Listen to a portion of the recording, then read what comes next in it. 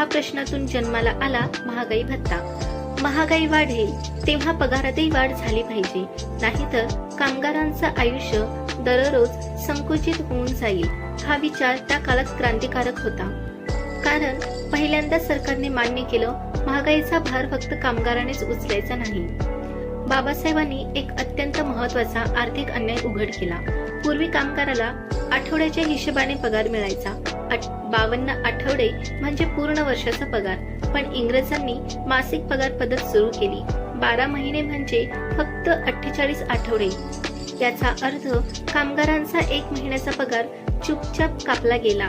हा अन्याय बाबासाहेबांनी आकड्यांमधून सिद्ध केला. ते म्हणाले, कामगारांचा 1 महिन्याचा पगार त्यांच्याकडून हिरावून घेतला गेला आहे. हा पगार परत मिळालाच पाहिजे. त्यातून जन्म झाला दिवाळी बोनसचा. हा बोनस कुणाची कृपा नव्हती, तो कामगारांचा हरवलेला पगार होता. बाबासाहेबांनी ठामपणे सांगितलं, बोनस म्हणजे दान नाही, तो हक्क आहे. आजही हे वाक्य कामगार चळवळीचा आत्मा आहे. बाबासाहेबांनी स्पष्ट केलं, फक्त काम मिळणं पुरेसं नाही, योग्य मोबदला मिळणं हा माणसाचा अधिकार आहे. कारण उपाशी माणूस लोकशाही जगू शकत नाही. या निर्णयामुळे कामगाराच्या आयुष्यात मोठा बदल झाला. तो फक्त जगत नव्हता, तो हळूहळू सावरत होता. आज जेव्हा आपल्याला वेतनवाढ, बोनस मिळतो, तेव्हा लक्षात ठेवलं पाहिजे, हे सगळं आपोआप मिळालेलं नाही. हे बाबासाहेबांच्या अर्थशास्त्रीय संघर्षाचं फळ आहे.